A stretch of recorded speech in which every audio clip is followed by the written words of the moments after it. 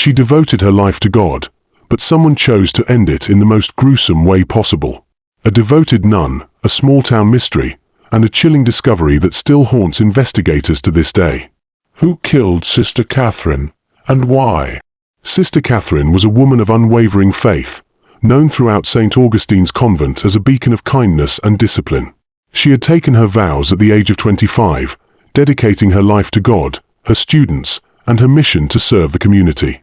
To those who knew her, she embodied the very essence of devotion, selfless, humble, and committed to the teachings of Christ. For nearly 2 decades, she worked as a teacher at St. Augustine Catholic School, where she was beloved by students and respected by her peers. She taught English and religious studies, instilling values of honesty, faith, and perseverance in her students.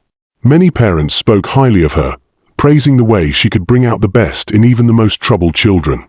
Yet, behind her warm smile and gentle demeanor, some sensed a quiet burden, an unspoken weight she carried in her heart. On the night of October 12, 1994, everything changed. Sister Catherine attended evening prayers with her fellow nuns, just as she did every night. Witnesses recalled seeing her quietly leave the chapel just after 8:30 p.m., heading towards her modest room in the convent. She was expected to join the others for their nightly reflection at 9 p.m., but when the time came, Sister Catherine was nowhere to be found. At first, the other nuns assumed she had stayed behind to pray alone or perhaps felt unwell and retired early. But as the hours passed, unease grew among them. By morning, when Sister Catherine had not shown up for breakfast or morning mass, concern turned to fear. The Mother Superior ordered a search of the convent and the surrounding grounds, but there was no sign of her. The only thing missing was a simple black cloak she often wore outside. As the sun rose over the quiet Midwestern town, whispers spread through the church and the school. How could a woman as devout and disciplined as Sister Catherine simply disappear? Had she left of her own accord, or had something far more sinister happened in the dead of night? What no one knew then was that in less than 48 hours, their worst fears would be confirmed in the most horrifying way imaginable. If you like the true crime documentary story you are watching now, subscribe to the channel, like, share and turn on your bell icon for more updates. Thank you. 2 days after Sister Catherine's disappearance, the town awoke to a chilling revelation. Early in the morning, a local jogger, Matthew Reynolds, set out for his usual run along the wooded trails just outside town. The path, winding and serene, had always been a place of quiet reflection, but that morning, something felt different. An unsettling silence hung in the air. Then, as he approached a clearing near the edge of St. Augustine's property, he saw something that made his blood run cold. Lying in the damp autumn leaves was the lifeless body of Sister Catherine. Her black habit was torn and stained with dirt, her face pale against the morning light. Her hands were folded over her chest, clutching a rosary so tightly that the beads left indentations in her fingers. At first glance, it almost looked as though she had been laid to rest in prayer, but the bruising around her neck told a different story. She had been strangled. The police were called immediately, and within hours, the crime scene was flooded with investigators. There were no clear signs of struggle, no footprints leading away from the body. The positioning of her hands, the careful arrangement of her clothing, everything suggested that this was not a random act of violence. Someone had staged her body, sending a message that no one yet understood. As detectives combed through the area, they made a disturbing discovery. Just a few feet away, partially buried beneath a pile of leaves, was a small, blood-stained cloth. The fabric was rough and old, resembling the vestments worn by clergy members during Mass. The sight sent shivers down the spine of lead investigator Detective James Holloway. Could the killer have been someone from within the church? The autopsy later confirmed that Sister Catherine had died sometime between 9:30 p.m. and midnight on the night she vanished. There were no signs of sexual assault, and toxicology tests showed no traces of drugs or alcohol. However, bruises on her wrists suggested she had been restrained before her death. It was as if she had been taken somewhere, held captive for a short time, and then murdered with cold precision. As news of the discovery spread, shock and grief consumed the community. How could such a horrific act be committed against a woman of God? And perhaps more chillingly, who would want Sister Catherine dead? As the investigation into Sister Catherine's death began to unfold, more questions than answers emerged. The quiet, devout town of St. Augustine was shaken to its core, and in the weeks that followed, rumors began to surface. Whispers of secrets long buried within the walls of the convent, of relationships and events that could have led to such a violent end. The first lead came from within the convent itself. Sister Catherine, though well-liked and respected, had recently become increasingly withdrawn. Her colleagues noticed she had grown distant, often spending hours in solitary prayer, but they assumed it was just a phase, a sign of deeper spiritual reflection. What they didn't know was that, during this time, she had started digging into a series of troubling reports involving several members of the clergy. Some said she had been quietly investigating allegations of abuse within the church, particularly those surrounding certain influential priests who had been transferred from other parishes under mysterious circumstances. The allegations were never made public, but Sister Catherine had reportedly expressed her concerns in private to the Mother Superior, warning that something needed to be done before more damage was done to the church's reputation. But not everyone within the church was comfortable with her inquiries. Father Michael Donovan, a senior priest who had served at St. Augustine for over 2 decades, had been a trusted advisor to many in the community. He was known for his charisma and charm, but some of the younger nuns had begun to question his motives. He had frequently met with Sister Catherine in private, discussing matters of the church and its future. Rumors swirled that their relationship was far more personal than it appeared, some even suggesting an inappropriate romantic connection, though there was no hard evidence to support such claims. Then there was Brother Samuel Whitaker, a monk who had lived at the convent for years. He was a quiet, introspective man, known for his devotion to prayer, but also for his hot temper.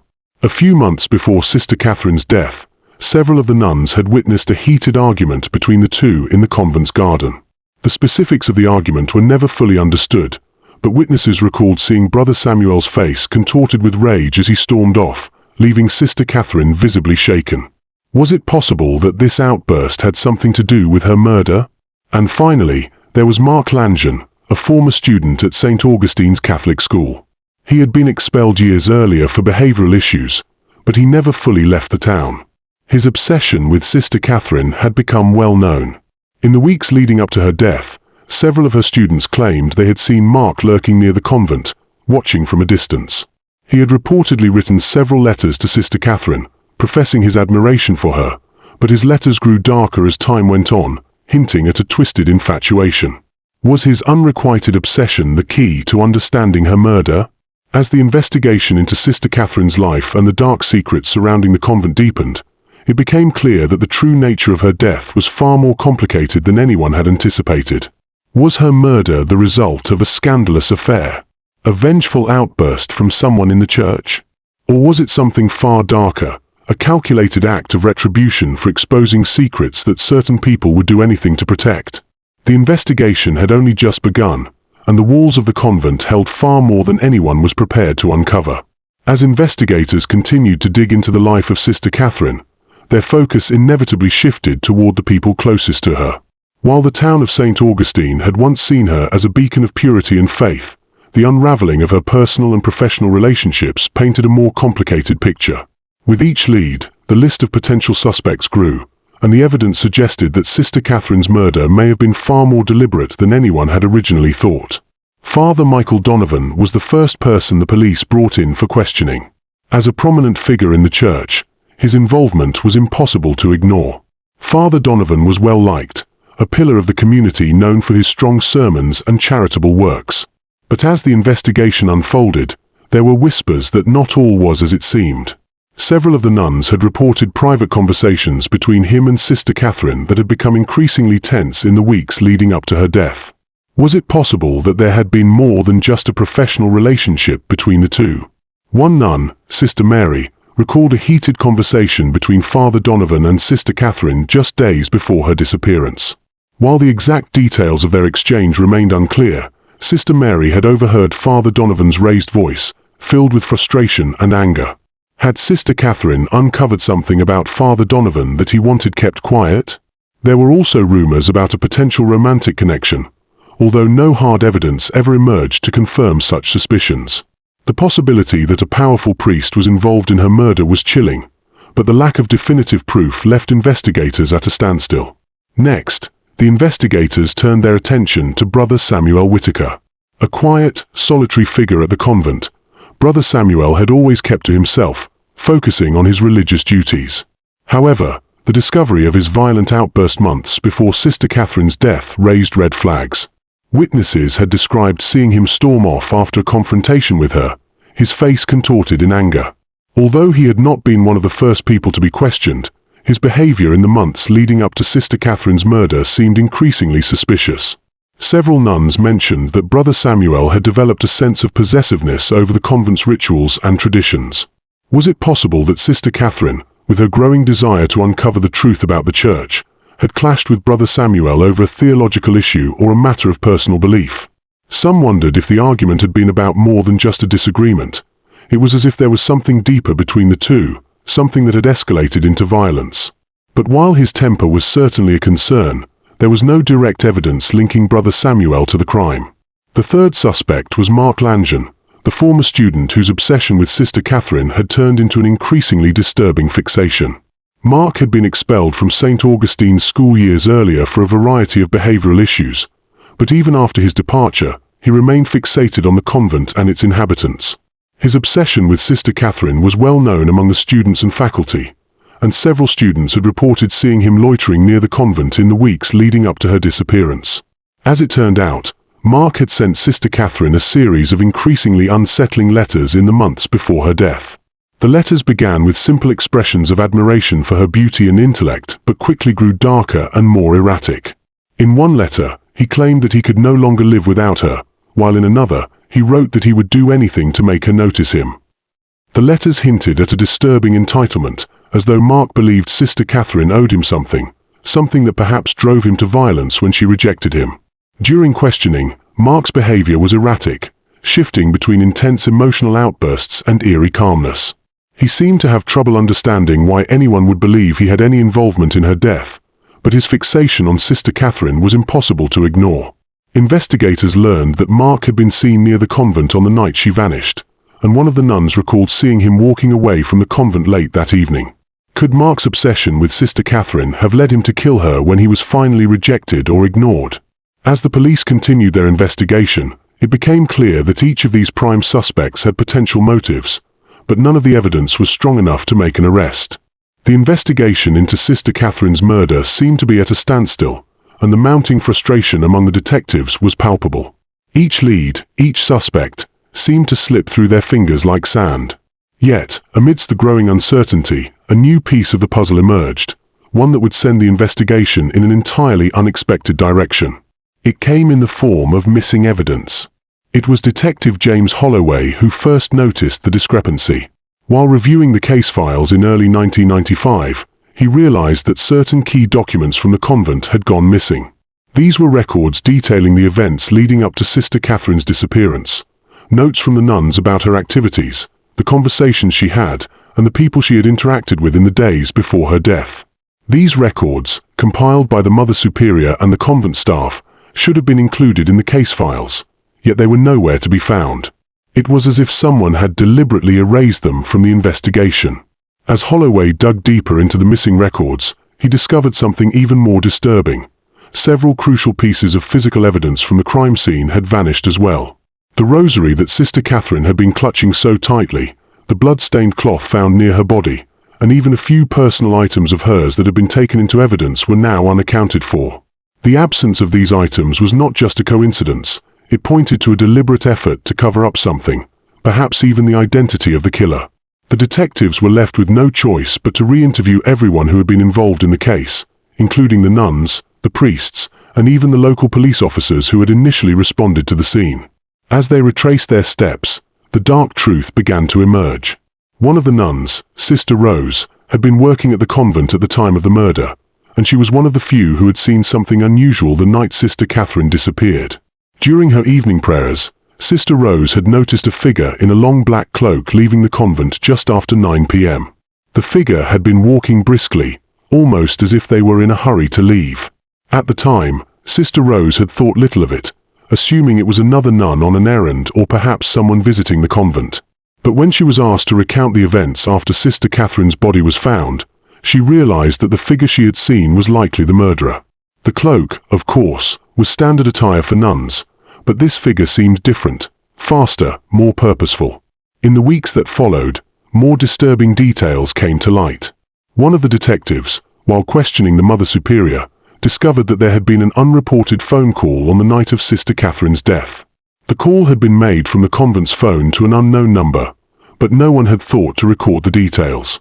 The Mother Superior, when asked about it, was vague and evasive, suggesting that the call was likely just a routine matter.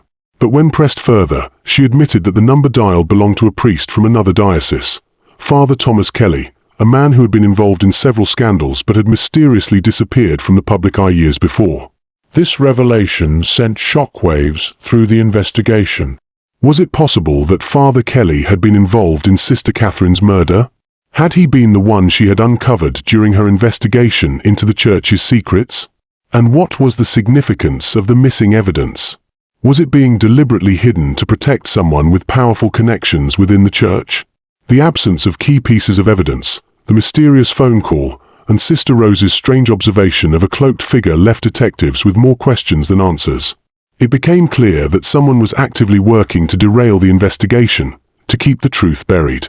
Whoever was responsible for the missing records, the lost evidence, and the deliberate obfuscation of details had to be someone with a great deal of influence, someone who could manipulate the investigation from the shadows.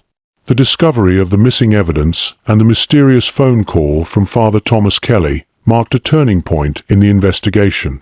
Detective Holloway now felt more certain than ever that the murder of Sister Catherine was not just the result of a random act of violence. It was part of a much deeper, far-reaching conspiracy. The walls of the convent had always been a sanctuary for faith, but now they seemed to harbor a dark and tangled web of corruption, betrayal, and secrets that no one was prepared to confront.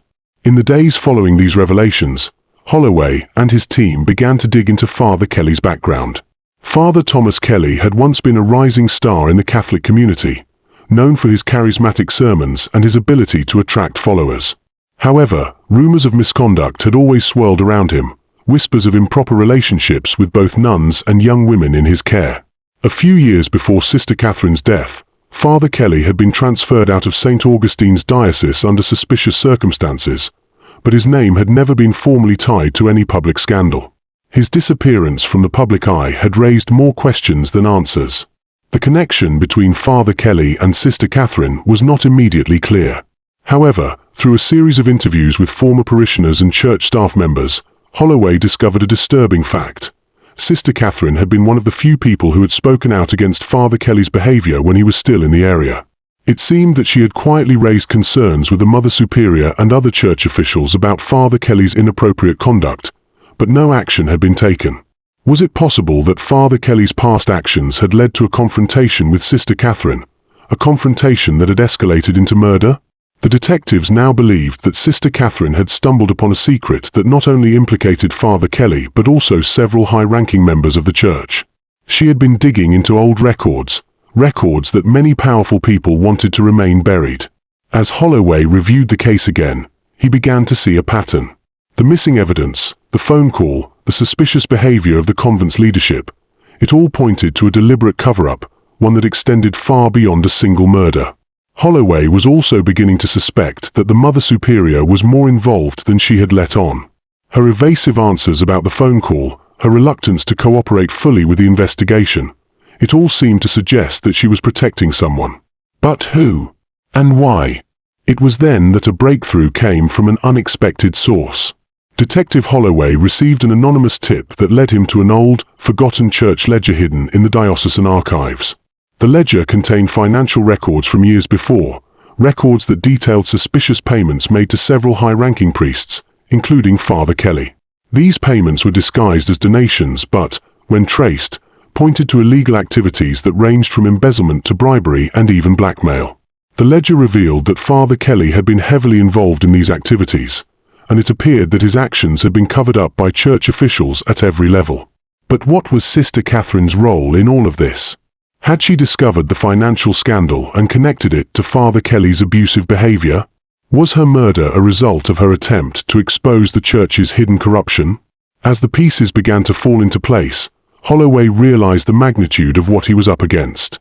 This was no longer just a murder case. It was a fight against an institution with the power to silence its enemies, to manipulate the truth, and to protect those responsible for unimaginable crimes.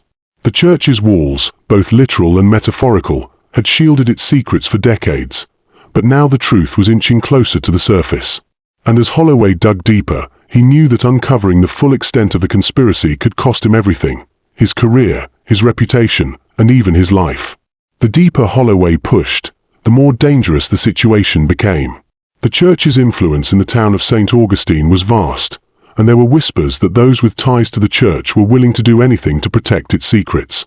The investigation was no longer just about finding a killer. It was about exposing the rot that lay at the heart of an institution that had long been revered.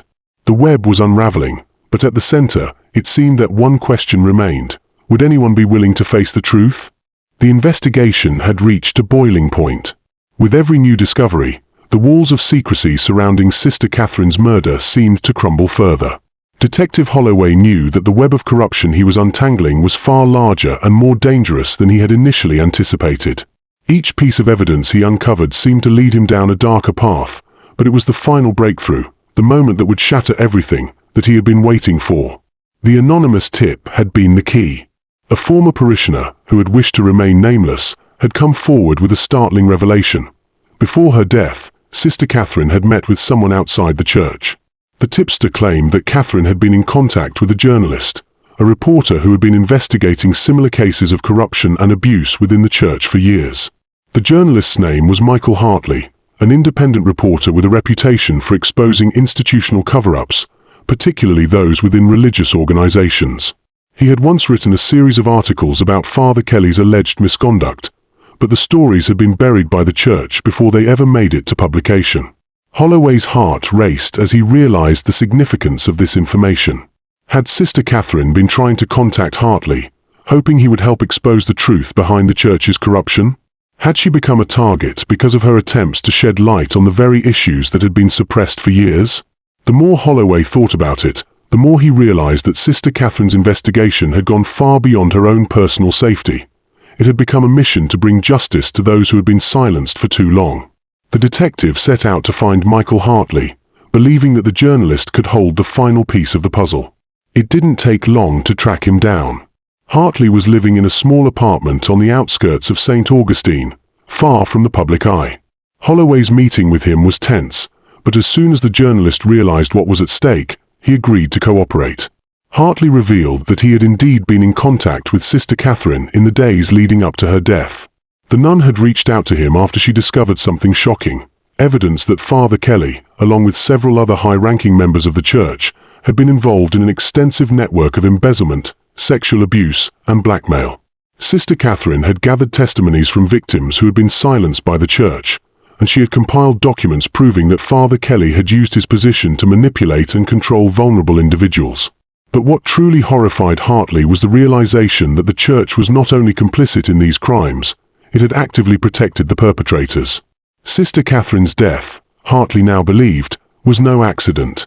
She had been murdered to stop her from going public with the truth. But who had pulled the strings? Hartley was convinced that the church's leadership was behind the cover-up, and that it was no coincidence that the most significant pieces of evidence had gone missing. The Mother Superior, he suspected, had been complicit in the concealment, either directly or indirectly. The final twist came when Holloway reviewed the church's financial records once more. He had been over these documents several times before, but now, with Hartley's insights, the true scale of the corruption became undeniable. Father Kelly's financial misdeeds were just the tip of the iceberg. The ledger uncovered payments to several church officials that were linked to hush money, bribes, and legal settlements, all aimed at keeping the church's darkest secrets hidden. These officials were not just from St. Augustine. They were part of a larger network that spanned dioceses across the country. The murder of Sister Catherine, Holloway realized, was only a small part of a much larger scheme to protect those responsible for unspeakable crimes. With the new evidence in hand, Holloway and his team were able to arrest Father Kelly, along with several others involved in the cover-up. The Mother Superior was also taken into custody, charged with obstruction of justice and complicity in the murder. As the case unraveled, more victims came forward, their voices finally heard after years of silence. The truth about the church's dark underbelly was now out in the open, and the world was forced to reckon with the extent of the abuse and corruption that had been allowed to flourish for so long. For Detective Holloway, the victory was bittersweet. While justice had been served, it had come at a great cost. Sister Catherine's murder had been a tragic event, but in exposing the church's sins, her death had become a catalyst for change. Holloway knew that the road to healing for the victims would be long and difficult, but the first step had been taken. As the investigation finally closed, Holloway couldn't help but reflect on the woman who had sparked it all. Sister Catherine had been more than just a victim. She had been a whistleblower, a hero in her own right. And while she was gone, her courage would live on, echoing through the halls of the very institution that had tried to silence her. The truth, in the end, had come to light, and nothing could ever take that away. A woman who dedicated her life to faith met a fate she never deserved. Someone out there knows the truth, but will they ever speak? Let us know your theories in the comments below. If you enjoyed this deep dive into an unsolved mystery, don't forget to like, subscribe, and turn on notifications for more chilling true crime stories.